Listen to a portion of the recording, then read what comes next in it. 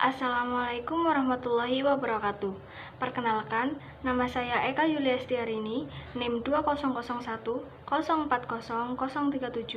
Di sini saya akan mempresentasikan hasil PPT saya yang berjudul Pengurangan suatu bentuk suku kata dalam bahasa Indonesia dan bahasa Jawa. Dalam proses pertumbuhan dan perkembangan, wajarlah bila selalu terdapat peristiwa perubahan, terutama perubahan bentuk kata. Pada umumnya, perubahan bentuk kata disebabkan oleh adanya perubahan beberapa kata asli karena pertumbuhan kata yang mengalami perubahan baik itu bahasa Indonesia atau bahasa Jawa.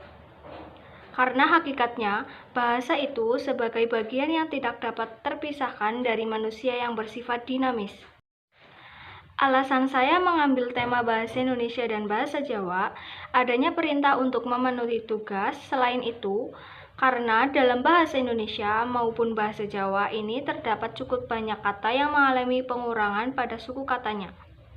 Perlu kita ketahui juga bahwasannya perubahan-perubahan itu disebabkan karena adanya berbagai proses morfologis. Bentuk pengurangan suku kata.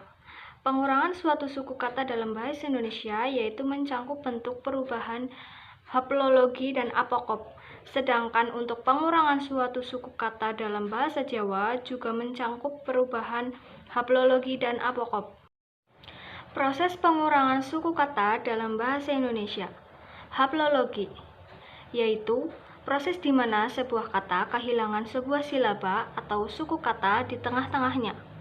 Contoh, budidaya menjadi budaya, baharu menjadi baru.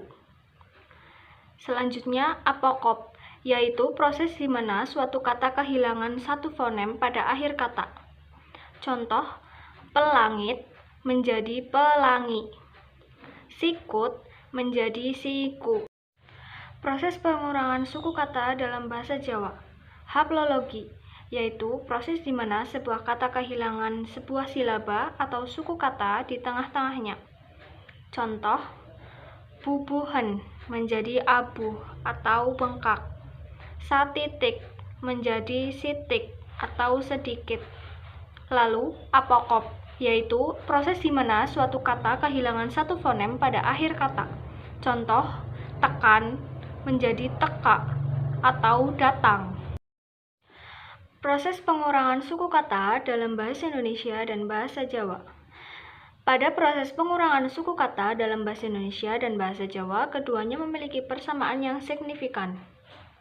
Contoh yang terdapat dalam proses pengurangan suku kata dalam bahasa Indonesia maupun bahasa Jawa, setelah mengalami pengurangan, kata tersebut lebih mudah untuk diucapkan. Proses pengurangan suku kata dalam bahasa Indonesia mencakup haplologi dan apokop. Begitupun pada pengurangan suku kata dalam bahasa Jawa juga mencangkup haplologi dan apokop. Sekian presentasi dari saya. Apabila ada kesalahan kata, saya mohon maaf yang sebesar-besarnya. Wassalamualaikum warahmatullahi wabarakatuh.